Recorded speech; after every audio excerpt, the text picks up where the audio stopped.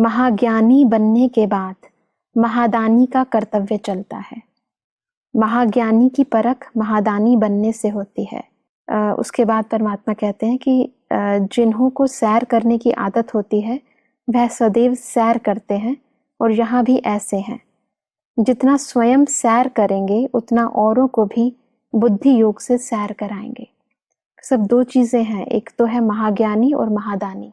हम चाहेंगे पहले आप इस पर थोड़ा प्रकाश डालें। ऐसा है, जब जिसके पास ज्ञान है, समझ है, ज्ञान को जिसने अपने स्वरूप में लाया है,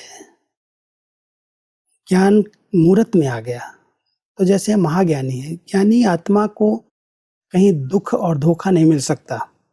ज्ञानी तो उसको कहा जाता है जो अंधकार से निकल आया, जिसके पास रोशनी है। ज्ञान माना रोशनी जी। और जब संपूर्ण रोशनी किसके पास है तो वो कहीं भी धक्के नहीं खाएगा, ठोकर नहीं खाएगा, धोखा नहीं खाएगा, भटकेगा नहीं।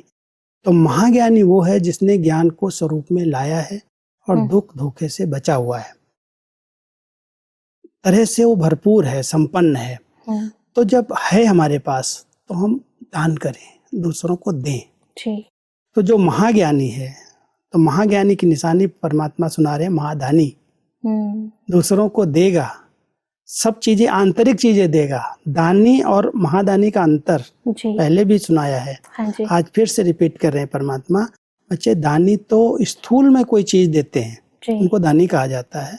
लेकिन जो महादानी आत्मा है वो आंतरिक शक्तियों का, सुख का, प्यार का, शक्ति का जो हमें प्राप्त हुई है, उनको भी दूसरों की सेवा में लगा देते हैं। बहुत सुंदर। इसलिए महादानी बन जाते हैं सब। और दूसरी चीज थी कि जिन्हें सैर करने की आदत होती है तो वो दूसरों को भी बुद्धि योग से सैर कराएंगे। इससे क्या अभिप्राय है? सैर तो स्थूल में भी कोई कहीं जाता है तो कहते चलो हम भी यात्रा पर जा रहे हैं, आप भी चलो। जी जी जी। तो परमात्मा कहता है जब तुम ये बुद्धि योग की सैर कर रहे हो, सैर माना एक स्थान पर बैठे दूसरे स्थान पर हम जा रहे हैं। हाँ जी। बुद्धि योग से एक है स्थूल सैर करना, पैरों से सैर करना, कहीं हम जा रहे हैं सैर पर, या कोई यात्रा पर जा रहे हैं, कोई साधन से जा रहे हैं, वो भी सैर है जी। लेकिन ये बुद्धि योग की सैर है। परमात्मा कहता है जैसे तुम अपनी बुद्धि से इस साकार वतन से अव्यक्त वतन, अव्यक्त वतन से मूल वतन में ये सैर करते हो। हम लोग सवेरे सवेरे सैर करते हैं, बैठे एक स्थान पर है, शरीर यहाँ छोड़ा, मन से साकार वतन से अव्यक्त वतन में चले गए, अव्यक्त वतन से मूल वतन में चले गए। परमात्मा कहता है कभी कभी बच्चे मधुबन के चारों धामों की सैर करके आ जाओ।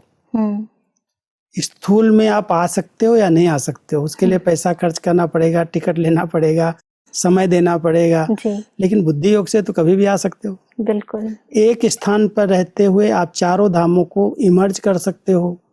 मधुबन के घर जो 4 स्थान बनाए हैं बाबा ने, एक बाबा की कुटिया है, बाबा का कमरा है, बाबा ने जहाँ पर महावाक्य उच्चारण किया उनका हिस्ट्री हॉल है, एक बाबा का शांति स्तंभ है। ये चारों स्थान पर बुद्धि योग बल से नहीं पहुंच सकते।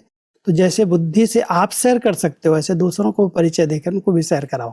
बहुत सुंदर। वैसे भी बुद्धि इंसान की बहुत भटकती है, उसको सैर कराओ। उसको सैर कराएंगे तो शायद शक्तिशाली बन जाएगी। वैसे परमात्मा कहते हैं कि ऐसे दर्शनीय मूर्त व साक्षात्कार मूर्त तब बनेंगे जब अव्यक्त आकृति रूप दिखाएंगे। कोई भी सामने आए तो उसे शरीर न दिखाई दे, लेकिन सूक्ष्म वतन में प्रकाशमय रूप दिखाई दे। सिर्फ मस्तक की लाइट नहीं, लेकिन सारे शरीर द्वारा लाइट का साक्षात्कार होगा। जब लाइट ही लाइट देखेंगे तो स्वयं भी लाइट रूप हो जाएंगे। इसके लिए अभ्यास की जरूरत है जी। जितना हम आत्मिक स्थिति में रहते हैं। हाँ जी। आत्मा लाइट है जी। और लाइट के 2 अर्थ हैं, एक लाइट माना हल्का, एक लाइट माना प्रकाश जी। और ये दोनों क्वालिटी आत्मा की हैं। शरीर तो फिर भी भारी है, हड्डी मांस का पुतला है। जब हम आत्मिक स्थिति में स्थित रहते हैं तो हमारे चारों ओर एक बहुत सुंदर लाइट का शरीर बनता है और उस लाइट के शरीर से ये आकृति, देह की आकृति भूल जाती है और अव्यक्त आकृति, लाइट की आकृति लोगों को दिखाई देती है। जितना आत्मिक स्थिति में रहते हैं तो दर्शनीय मूर्त बनने के लिए परमात्मा हम सबको आत्मिक स्थिति में स्थित रहने की प्रेरणा दे रहे हैं। कि जितना तुम इस आत्मिक स्थिति में रहोगे, ये देह की आकृति भूल जाएगी, लाइट की आकृति आ जाएगी और लाइट के द्वारा दूसरों को साक्षात्कार हो।